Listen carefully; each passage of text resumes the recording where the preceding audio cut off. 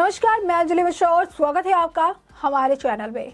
तो आज बात करते हैं बिहार की। बता दें कि बिहार इस वक्त कंट्रोवर्सी का केंद्र बना हुआ है। कारण बिहार में जिस तरीके से एक के बाद एक बिहार के मंत्री बयानबाजी कर रही हैं और उसके बाद बिहार में जिनकी सत्ता है महागठबंधन जदयू और आरजेडी, उनके बीच में भी कटाक्ष जो है एक दूसरे पर करने का दौर देखने के लिए मिल रहा है। इसी बीच आपको बता दें कि बिहार के शिक्षा मंत्री ने रामचरितमानस पर विवादित बयान दिया था और इस मुद्दे को लेकर लगातार आरजेडी और जदयू एक दूसरे पर ये चीजें डालते नजर आए।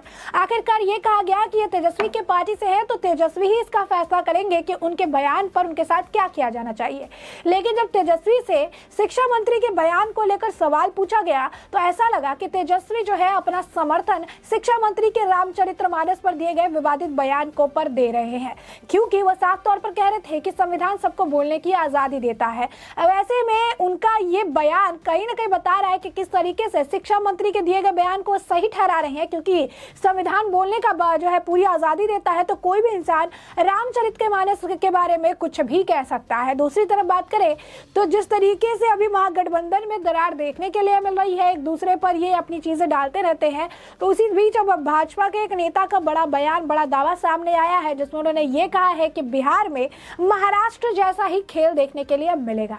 आखिर क्या है पूरा माजरा, किस तरीके से तेजस्वी यादव जो है अपने बिहार का जो मंत्री है, उनके शिक्षा मंत्री, उनके विवादित बयान पर उनका साथ देते नजर आए और क्या कुछ जो है बयानबाजी की जा रही है, विस्तार से बात कर लेते हैं।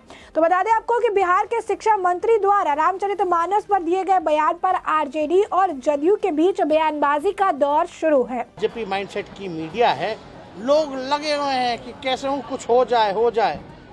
इन लोगों को पता नहीं है कि कुछ भी लोग कर ले, महागठबंधन जो है वो टूटने का सवाल ही पैदा नहीं होता। अब बताइए, तरह तरह की बातें चलाई जा रही है मार्केट में, तो हम लोग सब लोग जान रहे इसमें कौन है कौन क्या है। आप गठबंधन धर्म का पालन नहीं कर रहे हैं, आपको काट हो रही है कि आप लोग गठबंधन। अरे भाई, शीर्ष नेता कौन है? लालू जी हैं, नीतीश जी हैं, उन्होंने महागठबंधन बनाया। लोग किसके साथ है? बयानवीरों के साथ है क्या कोई लोग? तो बयानवीर के साथ कोई नहीं, नेता के साथ है लोग। तो एक बात समझ जाइए, कौन क्या कह रहा है नहीं कह रहा है, इसमें क्या है? मुद्दे की बात कीजिए ना। मुद्दा क्या होना चाहिए? ये कोई मुद्दा है? और इससे कितना भी लोग को थोड़ी बहुत मानसिक संतुष्टि मिल गई होगी कि भाई चलो बड़ा बढ़िया लाइन पकड़ाया है, यही मौका है, तो सब लोगों को पहचाना जाता है, जानते हैं कुछ होने वाला नहीं। इसी दौरान ये बातें शुरू हो गई है कि जदयू और आरजेडी में सब कुछ ठीक नहीं है। वह इस मामले में अब डिप्टी सीएम तेजस्वी यादव का बड़ा बयान सामने आया है। उन्होंने ये कहा है कि जब बीजेपी की एक सोची समझी राजनीतिक साजिश है, यानी बयान उनके तरफ से दिए जा रहे हैं, उनके नेता मंत्री इस तरीके के विवादित बयान देते हैं, वो करते हैं कि यह बीजेपी की साजिश है।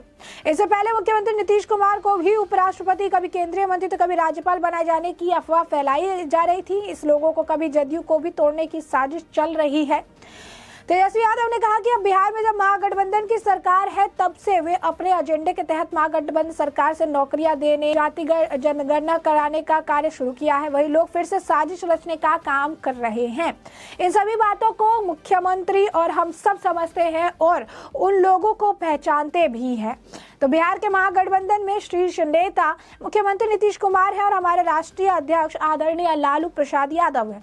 जनता किसके साथ है ये सब जानते हैं। महागठबंधन टूटने का कोई सवाल ही पैदा नहीं होता है। यहाँ पर उन्होंने क्लैरिफिकेशन जो है दिया है। डिप्टी सीएम ने यह भी कहा कि हम लोगों को सभी को जाति, धर्म और ग्रंथों का आदर करना चाहिए। ग्रंथों और धर्म की बजाय हमें वास्तविक मुद्दों पर बहस करनी चाहिए। यानी साफ तौर पर यहाँ पर आप देखिए किस तरीके से उन्होंने बयान से अपने यू टर्न लिया, क्योंकि बात धर्म की है, बात ग्रंथ की है, बात रामचरितमानस की है। उन्होंने सीधा यही कह दिया, आदर तो करना चाहिए लेकिन हमें वास्तविक मुद्दों पर बात करें। सवाल ये है कि क्या धर्म ग्रंथ ये वास्तविक मुद्दा नहीं है?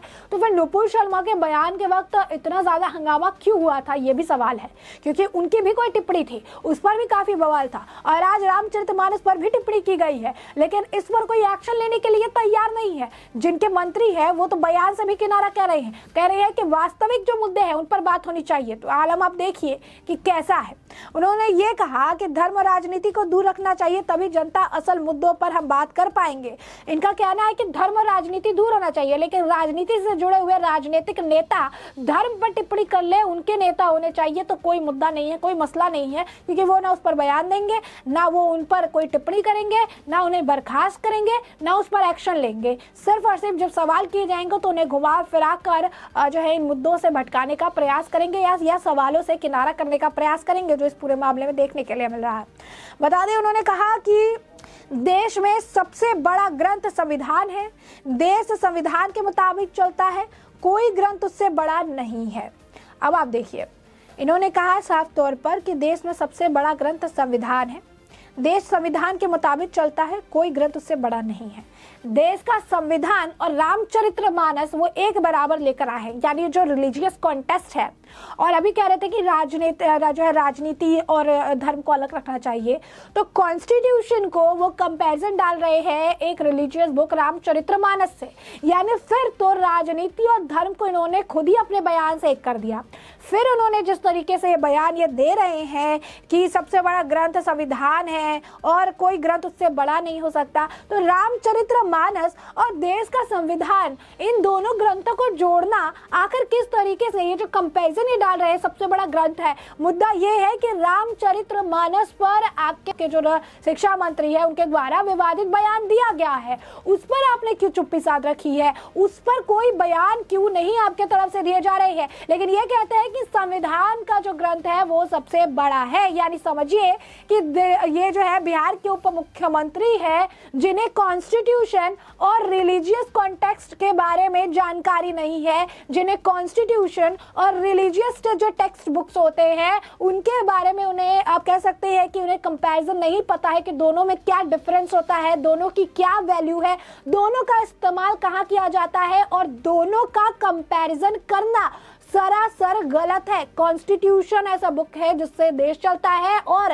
रामचरितमानस हमारा इतिहास है, गौरवशाली इतिहास है जिसे हम पढ़ते हैं, जिसे हमारे धर्म के अनुसार देखा जाता है, हमारा धार्मिक ग्रंथ है। यानी कॉन्स्टिट्यूशन और धार्मिक ग्रंथ को इन्होंने बराबर डाल दिया और साफ तौर पर अपने मंत्री के बयान से किनारा करते नजर आए, किसी भी तरीके की बयान देने से ये बचते नजर आए। इन्होंने कहा मंदिर मस्जिद हिंदू मुस्लिम ये सब बीजेपी करते हैं, तो ऐसे में हिंदू मुस्लिम जब बीजेपी करते हैं तो हिंदू ग्रंथ के ऊपर बयान आपके मंत्री क्यों दे रहे हैं? आपके मंत्री रामचरितमानस को जो है नफरत फैलाने वाला ग्रंथ कहने वाले कौन होते हैं? तो ये देखिए, ये राजनीति का स्तर है आज के वक्त में, ये राजनीतिक स्तर इतना जो है नीचे आ चुका है कि ये खुद कहते हैं, दूसरी पार्टी पर आरोप लगाते हैं कि हिंदू मुस्लिम करते हैं, ये ग्रंथ लेकर आते हैं और इनके ही मंत्री उठा कर चुन के हिंदुओं के ग्रंथ के बारे में जो है मिसकंसेप्शन फैलाते हैं, उनके बारे में विवादित बयान देते हैं। और फिर ऐसे मुख्यमंत्री और उप मुख्यमंत्री हैं बिहार के जो कि इस पर बात करने से भी किनारा करते हैं, इस पर टिप्पणी करने से भी इन्हें डर लगता है। ये वही उप मुख्यमंत्री है, ये वही राजनेता है। जब नुपुर शर्मा बयान देती है तो चुप्पी साध लेते हैं और अपने मंत्री जब इनके बयान देते हैं एक हमारे ग्रंथ के ऊपर तो उस पर ये किनारा करते हैं, कहते हैं संविधान सबसे बड़ा ग्रंथ है, इससे बड़ा कोई ग्रंथ नहीं है, संविधान सबको बोलने की आजादी देता है। तो freedom of speech, freedom of expression Nupur Sharma के वक्त में कहा था, ये भी बड़ा सवाल है। और उस वक्त आपने चुप्पी क्यों साधी? तो उस वक्त क्यों नहीं खुलकर समर्थन किया था जैसे आज अपने मंत्री का समर्थन कर रहे हैं? वही दूसरी तरफ अगर हम बात करें तो बीजेपी के एक नेता है जिनके तरफ से हमने आपको बताया कि बड़ा दावा किया गया है। उन्होंने कहा है बिहार में महाराष्ट्र जैसा ही खेल देखने के लिए मिलेगा। तो बता दें आपको, बीजेपी के सांसद है प्रदीप सिंह, उन्होंने ये दावा किया है कि बिहार में भले ही महागठबंधन जो है बन गया है, लेकिन उनके बनने से जदयू के विधायक और सांसद खुश नहीं है। उन्होंने कहा जब से मुख्यमंत्री नीतीश कुमार ने घोषणा की है कि 2025 में महागठबंधन की अगुवाई तेजस्वी यादव करेंगे, इस घोषणा के बाद से ही जदयू नेताओं की बेचैनी काफी ज्यादा बढ़ गई है। प्रदीप सिंह ने यहां तक दावा करते हुए कह दिया कि जदयू के कई विधायक बीजेपी के संपर्क में आ गए हैं। उन्होंने कहा बस थोड़ा सा इंतजार कर लीजिए, बिहार में भी महाराष्ट्र जैसा खेल दिख जाएगा। ये सिर्फ मैं राजनीतिक बयानबाजी के तौर पर नहीं कह रहा बल्कि पूरे भरोसे के साथ बोल रहा हूं। उन्होंने कहा कि फिलहाल अभी इसका खुलासा नहीं करूंगा, लेकिन समय आने पर सब कुछ सामने आ जाएगा। तो अब देखिए, इस तरीके से बड़ा बयान दिया गया है तो इस वक्त अब समझिए कि राजनीति और बयानबाजी का सेंटर पॉइंट बना हुआ है बिहार। लगातार इस तरीके की बयानबाजी और टिप्पणी की जा रही है। तो ऐसे में हमने आपको आपको पूरा मामला बड़े विस्तार से बताया कि पूरा मामला क्या है, और अब इस पूरे मामले पर आपकी भी जो राय हो कमेंट सेक्शन में कमेंट करके जरूर साझा करें। धन्यवाद।